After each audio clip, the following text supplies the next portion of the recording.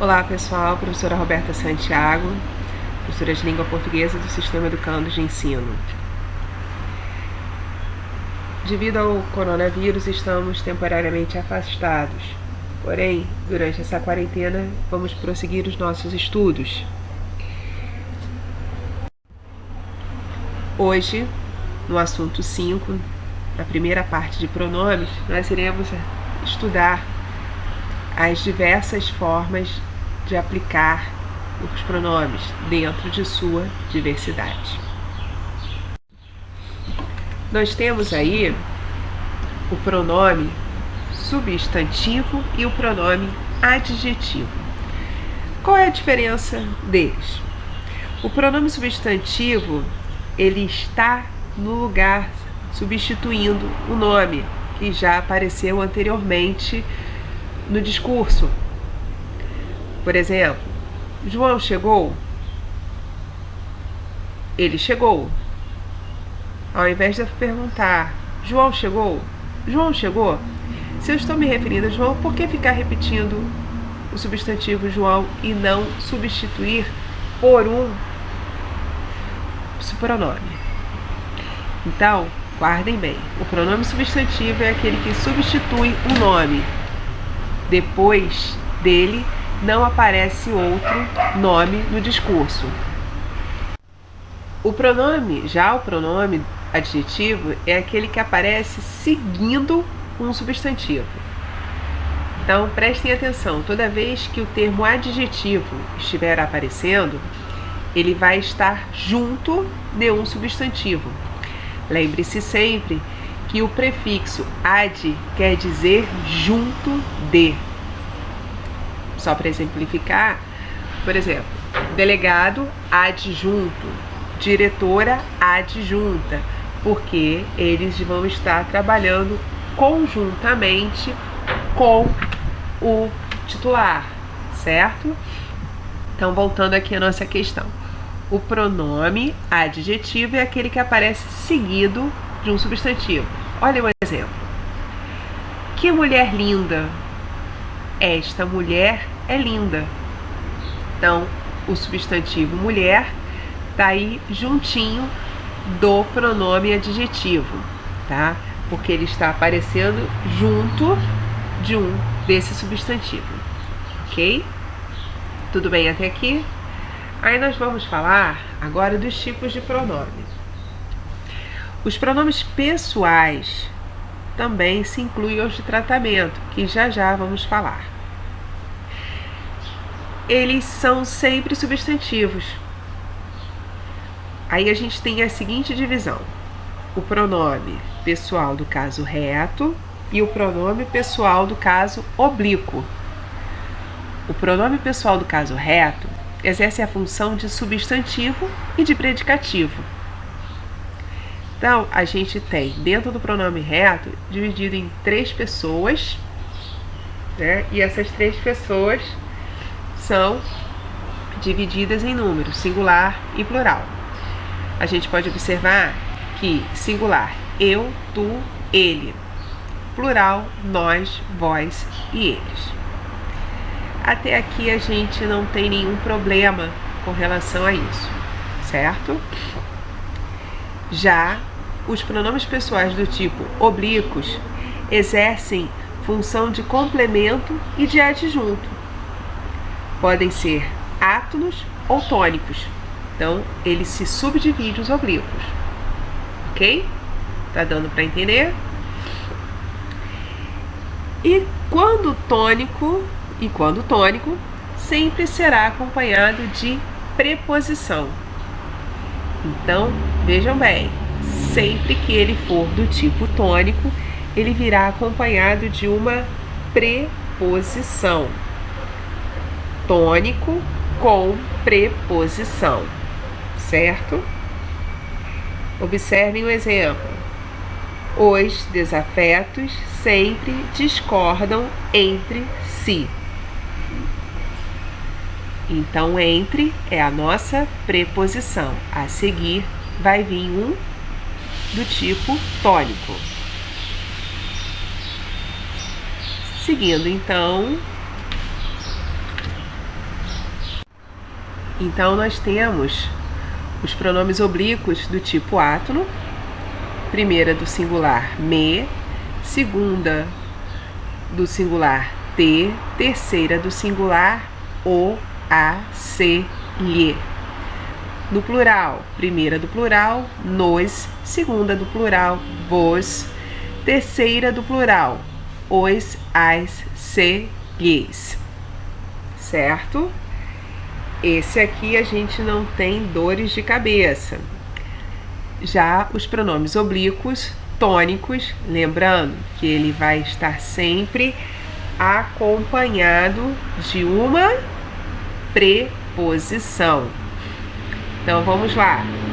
Primeira pessoa do singular, mim, comigo. Segunda do singular, ti, contigo. Terceira do singular, ele, ela, sigo, consigo. Do plural, primeira do plural, nós, conosco. Segunda do plural, vós, convosco. Terceira do plural, eles, elas, se, consigo. Tudo bem até aqui, pessoal? A gente não vai esquecer que os pronomes tônicos precisam de preposição. Então, vocês, por gentileza, sublinhem esse pedacinho aí que diz: quando tônico, sempre será acompanhado de preposição.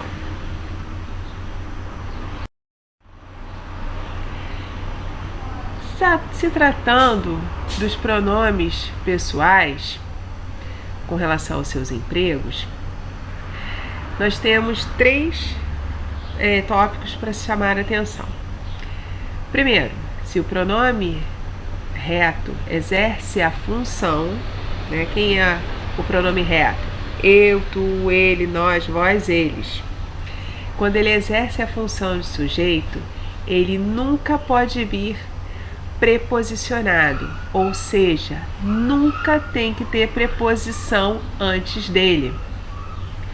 Quando houver a presença de uma preposição, o pronome em questão será classificado como oblíquo. Então, a gente vai ter que usar o oblíquo. E qual oblíquo? O oblíquo tônico. Aí a gente tem aí, ó, o exemplo.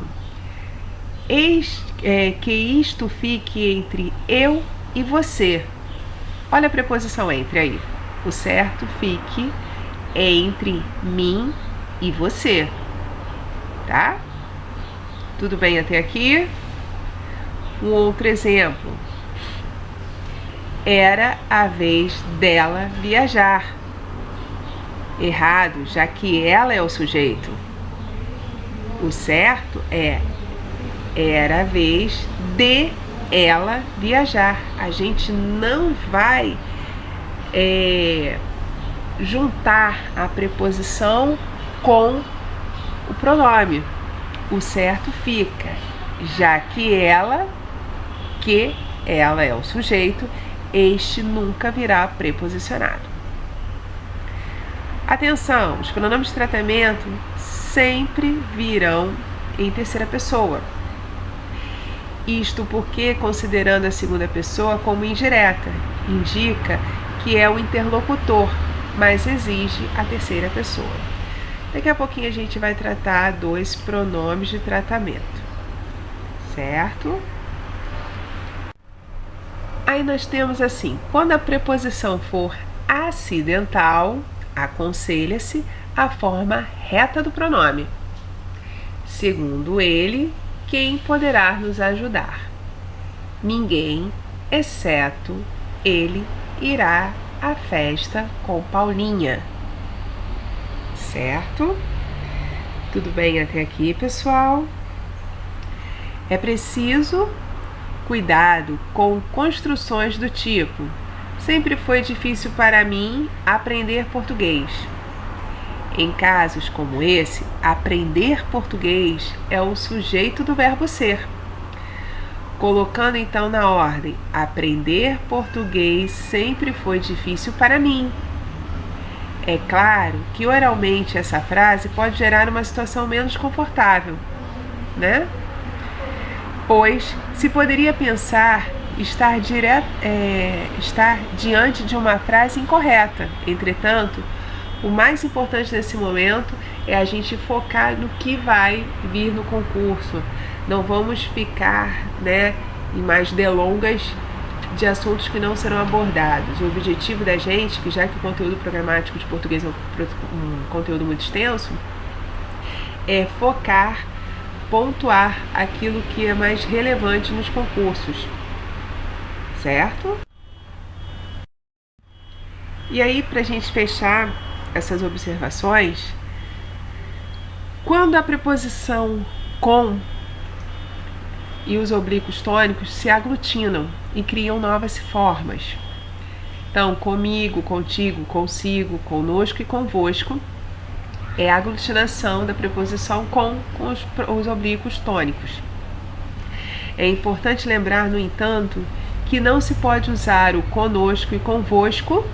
Prestem atenção, não se pode usar o conosco e o convosco quando houver palavras reforçativas. Nesse caso, devemos usar a expressão com nós e com vós, tá?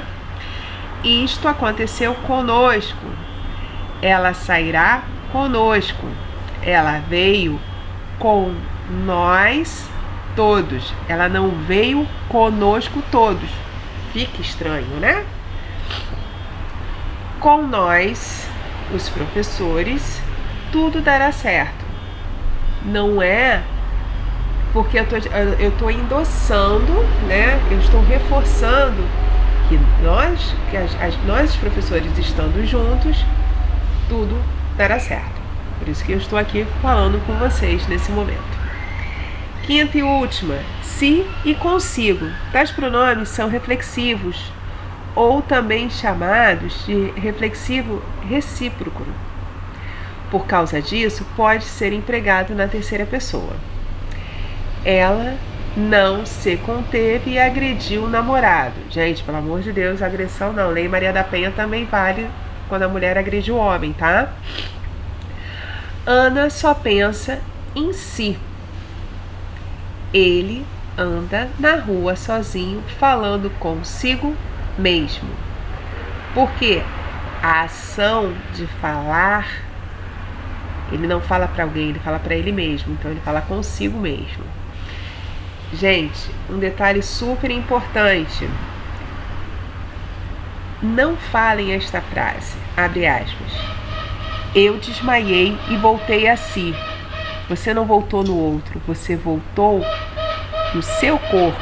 Você recobriu as suas faculdades. Então, eu desmaiei e voltei a mim. Deu para entender como é que a gente vai usar o se? Então, show de bola. Dando continuidade. O uso dos pronomes oblíquos, uso do pronome oblíquo. Atenção.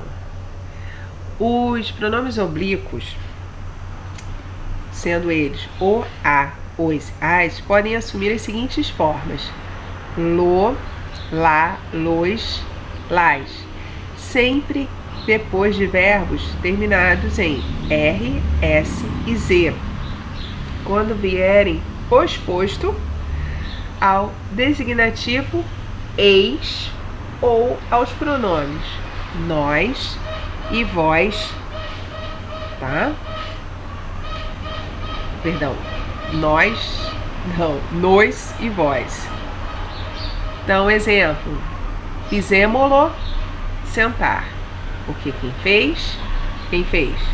Ei, pessoal, interação aí. Isso. Tudo bem até aqui, pessoal? Ele também assume a forma de no, na, nos e nas depois de verbos terminados em ditongo nasal. An, em, ão, oin.